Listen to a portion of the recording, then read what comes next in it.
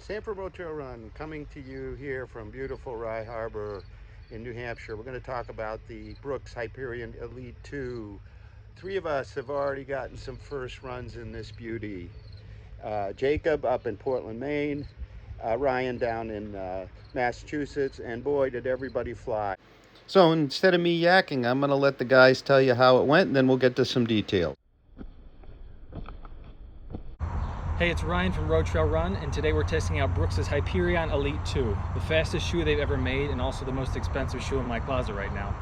I'm at Reebok's old headquarters here in Boston where they have a really nice 1 mile loop. I'm going to test these things out and give you the first impressions. All right, I'm back. Just finished pushing the Hyperion Elite 2, as you can probably tell, for really hard 5K. Hard indeed, as Ryan set a 15-year personal best in all that heat and humidity. Wow. And I'm keeping them. They are super lightweight in your foot, very low inertia, despite all of this cushion, which you really can feel during the run. The upper is super comfortable, pretty breathable. Had no problems getting them on. Heel stayed in place really nicely. The bottom seems to be holding up really well. They're super stiff. You know, it's really hard to bend with this plate in there, but I'm going to be using these for really hard efforts down the road. I'm going to go out and put a few more miles on these, and you'll eventually be able to find a more comprehensive review with multiple testers at RoadTrailRun.com. Jacob from RoadTrailRun here, just midway through my cool down on my first run with the Brooks Hyperion Elite 2. I didn't have a plan for my run today, and I just went out the door and ended up running a 5K TT sort of, but I wasn't planning on it till partway through the first mile. So the first one was slow, but I still did sub 18, which is my second fastest 5K of 2020. It's 80 degrees Fahrenheit, 27 C here, high humidity. You can see I'm dripping all over the ground now. So my thoughts were that it felt a lot like the Vaporfly. I haven't run in the Alphafly, so the next percent. More similar to it than maybe any other carbon plated racer, and I've run in the Endorphin Pro as well, which is maybe the most similar before, and the New Balance Fuel Cell TC, which I thought was quite similar but also heavier, so kind of a different use case and a bit gentler of a ride.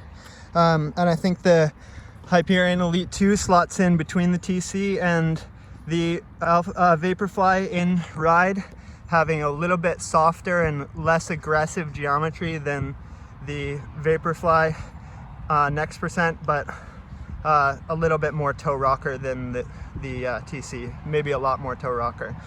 So I thought it was very pleasant to run in, very fast, as I just rarely get encouraged to run a 5K right out the door. Yeah, so I'm looking forward to more in them. Really amazing first impressions. Some details on our Brooks Hyperion Elite 2, which goes on sale in the US 9/1. It's a $250 shoe. Okay, so it's a 8mm drop shoe with a 37mm heel, 29mm forefoot. So it's fairly similar to the next percent in stack. It weighs about 7.4 ounces or 210 grams in a size 9. Nike Alphafly weighs just about the same, but it has more overall stack and especially more forefoot stack, as it's a 4mm drop shoe. The Saucony Endorphin Pro weighs also about the same, but has a little bit less stack. So it gains about 18 grams over the Elite 1, which had the DNA 0. Elite 2, we gained 2mm more stack, and that is clearly felt in the ride. Well, here we have DNA Flash, which is a nitrogen infused midsole. It's in the Hyperion Tempo and the Trail Catamount. So it's a well cushioned, kind of dense, with a little bit of bounce and spring. And of course, we also have a carbon plate in here. So the midsole geometry is what Brooks calls its rapid roll, in the sense that you have that heel bevel, and then you have a forward rocker. I'll tell you how they went on the run, but super. It's a very smooth ride here. The upper is a simple engineered mesh upper. Quite dense appearing, but on my run today, very breathable. Let's talk a bit more about the rapid roll technology and how it felt on the run. My test, I ran at half marathon pace, and it was a quite warm and humid day. Talk about the Brooks Rapid Roll technology, which is a combination of this heel bevel and a pronounced rocker at the front. So this gives a very smooth ride. I found it really nice today. In the sense that it's not as abrupt a final toe off as the, for example, the Endorphin Pro. It's not as flat as, say, the Next Percent. The outsole is 2 millimeters of rubber. You see, it's quite sparse. So I think when you compare to, for example, the Hyperion Tempo, which had also the DNA Flash midsole, but a really stout outsole, here we have less outsole. We have the carbon plate, which gives it the spring, and the midsole itself, which gives it more bounce. So this is a soft, bouncy ride, but super well controlled. I wouldn't call it super soft, but it reminds me somewhat of, for example, Hyperburst more than, say, the earlier DNA Zero. It gets, it's a little different also, I think, than the Zoom X, and being a little less silky, maybe a little more consistent in feel, a little less soft. I particularly like the 7 lace hole eyelets here, and these very thin laces that are very soft. They sort of have little ridges. Allows a really good consistent lockdown. Very impressed with that. Heel hold is excellent, no slipping whatsoever. You can see through the upper, light through it, but you don't see particularly ventilation, but it seems to breathe very well. So let's talk a little bit about the fit here. No question, true to size. You can see where my toe is. Perfect fit here for a racing shoe. Plenty of toe box room. I'd say that there's more toe box room than the Next Percent.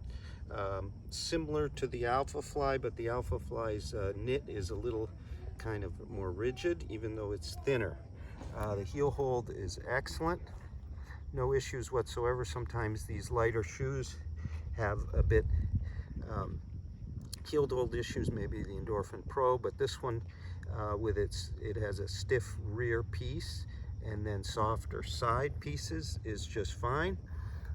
The lacing is really interesting. The laces have a very thin, flat, with little nubs that seem to grip. There are actually 7 eyelet holes, so you get a very secure but bite-free wrap, even though the tongue isn't padded. It's really cleverly done. Midfoot is really well held. At first, when I first put them on, before I ran them, they felt a bit tight right over here, but as soon as I ran, things stretched out. I think everybody's going to be really pleased with this upper. Similar to the first Hyperion Elite, but I think it fits even a little bit better here. Bottom line, we're all agreeing the Brooks Hyperion Elite 2 is a great new contender in the marathon type distance shoe. Please stay tuned to our channel for more videos, and we'll have a full written review on RoadTrailRun.com with multiple testers real soon. Thank you very much for watching.